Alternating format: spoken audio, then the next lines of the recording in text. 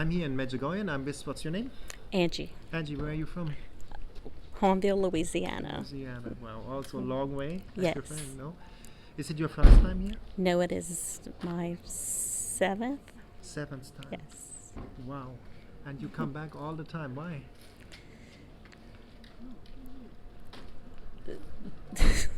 It's so many people ask that question. The And we wanna peace. know. It's the peace. Mhm. It's the love of Our Lady. It's the prayer. It's sharing the prayer with everyone else that's here. When you walk down the streets or up the mountain, or you sit in adoration, and you're one body. We're all searching for the same thing, love. Wow. That's so why I true. come back. Yeah. And was that your daughter who died? Yes.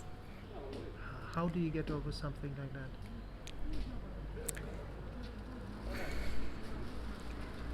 Well, I was asked that question many times, is how I can still smile, how I could be so happy, because I know where she's at. I know that her suffering on earth brought her eternal life. I was at peace with it before she died. She was at peace with her cancer before she died. When she became ill, she was very angry. She was 24, and to be diagnosed with bone cancer, and it was in her bones, and it was in her lungs. So she had many surgeries to take out the bones and take out the 4 lung surgeries. So she was angry, and she was a very young woman and very active, and she didn't know why. She kept asking me, "Why, Mom? Why? I'm a good kid. I'm a good kid." And I didn't have an answer. And as we went through the journey together, I realized that it was because she was suffering for Jesus. It's because we were put on this earth to suffer, just like he suffered for us, to gain us eternal life. And I would just start telling her, because there was nothing I could say that would console her, because she'd get angry back at me as soon as I tried to give her an answer. But I realized I didn't have the answer until I became so prayerful enough to realize that she was suffering for Jesus. And so I'd say it's hard to suffer for Jesus.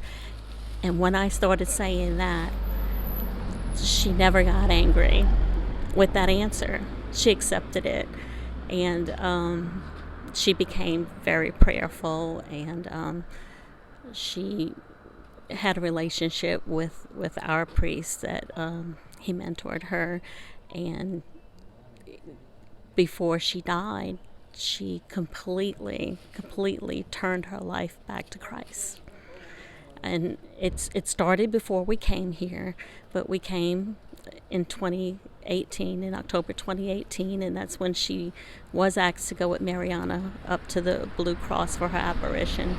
And it just completely turned her life when we got back home. It was like she wanted to read the Bible or to have someone read it to her, wanted to pray. She just became a different person. And she did have a diagnosis of within so many months she would pass away. And she did, but we knew she was born into eternal life. So it's like, how can you be angry at that, right? Absolutely. Yeah. So. And for you, you're at peace. You're at peace with it. Absolutely. No doubt, no anger, not one bit, ever.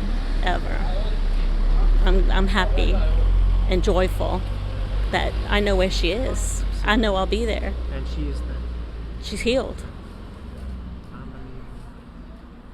It's hard to ask all the questions after a story like this, But how It's is okay. I don't mind the questions.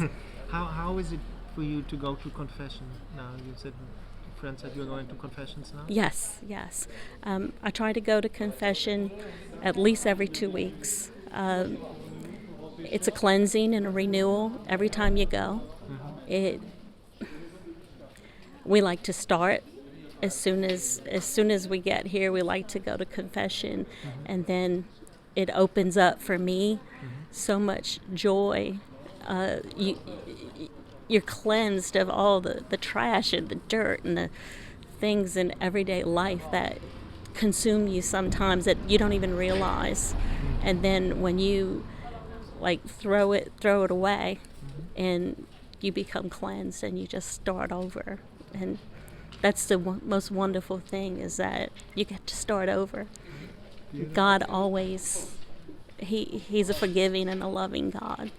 You shouldn't fear him or fear confession. And and what is the beauty of the Catholic faith for you?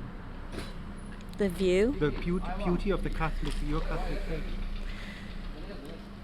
That we have a loving and all-forgiving God and the true presence.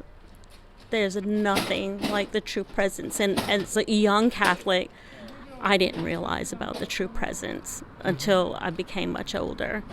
And what does it mean for you, the true presence of Christ? Why is it so special? Because Jesus is alive. He is alive in the Eucharist. And when you receive him, it's such a gift. And so many people don't understand it, even of our faith. And so explain them. What is the beauty? How would you explain it? Every time that I personally receive Jesus, it just consumes my soul, my body and my soul, and it's like I came home, and it just transforms you. It just makes me so joyful. I can't wait to get to. I go to Mass several times a week. I don't. If I can possibly go to Mass, and sometimes my husband will say, "Again?" I'm like, yes, again. But So, you have a good husband. He lets yes, you go. yes. I don't want to miss going to Mass and receiving Jesus or adoration. It's special. And you passed with your husband this challenge, and a lot of people, I know a lot of people, marriages break apart. I heard of people who became alcoholics when the daughter died. But you keep going together. What is the secret? Why are you together and happy together? Well, we've been married 40 years. Wow, congratulations. Thank you. Yeah, amazing. Yeah. Prayer. Together? Prayer. Together also? Not always. But he'd be like, I'm going to skip right now. I pray a lot. Sorry, husband. But yes, we do go to Mass together, and he occasionally does come with me during the week. Yes. And he does come to Medjugorje. He's been 3 times, I believe.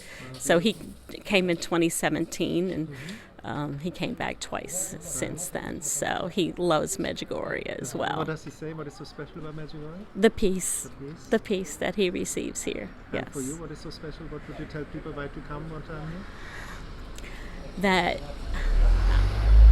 the undescribable peace of the Blessed Mother and her Son, because I know wherever she is, he is. There's no place that I've ever been in the world that I have received the peace in my heart and soul than Medjugorje at all. At all. Thank you so much for this beautiful interview. You're welcome. Thank you.